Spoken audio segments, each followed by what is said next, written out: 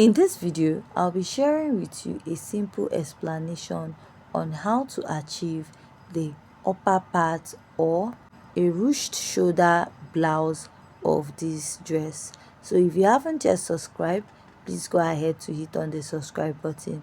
And this dress is from Tailored by Bale on Instagram. So to start, here is my pattern, and I've gone ahead to mark out the basic measurement I need for the blouse part of this dress, which is the shoulder to bust, under bust, waistline, and I added 5 inches for my blouse length.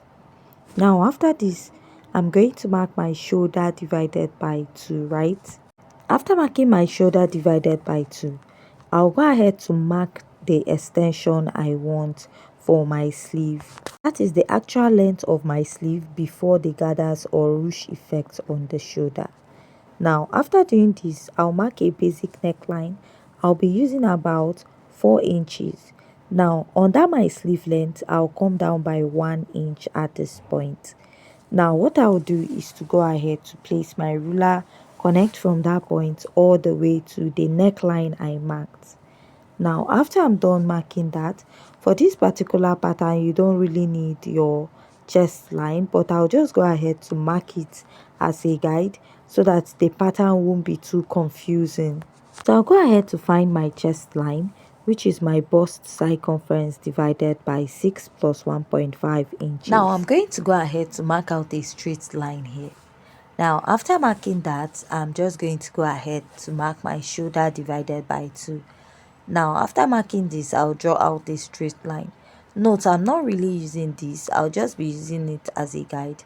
I'll mark my bust circumference divided by 4 and I'll add a sewing allowance to it. Use any sewing allowance of your choice.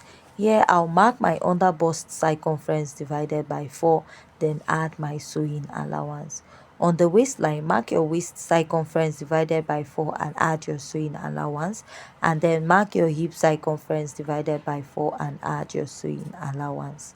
Now after you're done marking that, I'm now going to extend this pattern all the way down, but I'll still readjust the sleeve because it has to suit the round measurement of your sleeve. Now I'll connect from my under bust to my waist and from my waist to my blouse length, and I'll go ahead to outline this. Now after I'm done connecting, the next step I'll take is to come up by this side to draw out the hemline of my blouse. Now after I'm done marking this, measure round where your sleeve stops. Like if your sleeve is 10 inches, measure around there.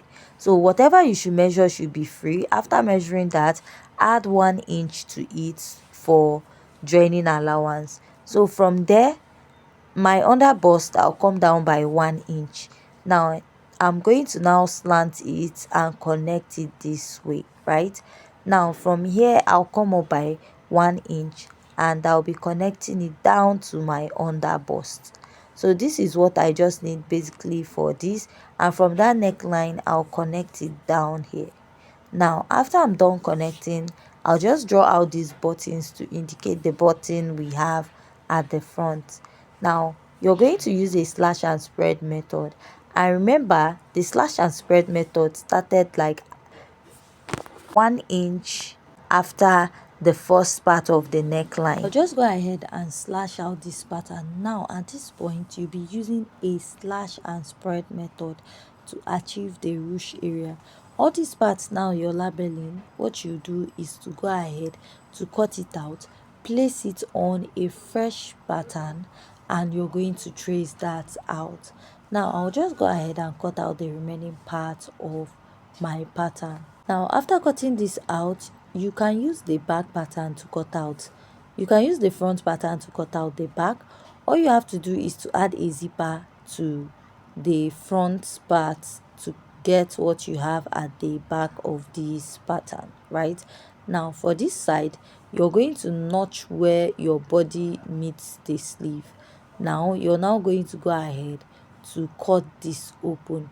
Now this part you're cutting open, you're going to place it on another fabric and then add like extra 3 inches, 4 inches, 5 inches. depending on how ruched you want the shoulder to be. Now you now place it. When you place it, you now trace it out.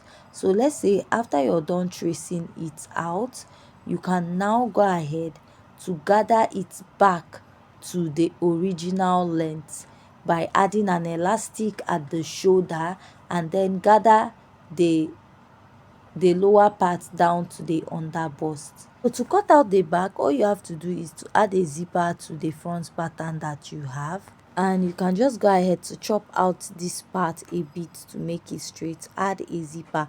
Now you can use the same pattern you use for the upper part of the front to cut out that of the back pattern.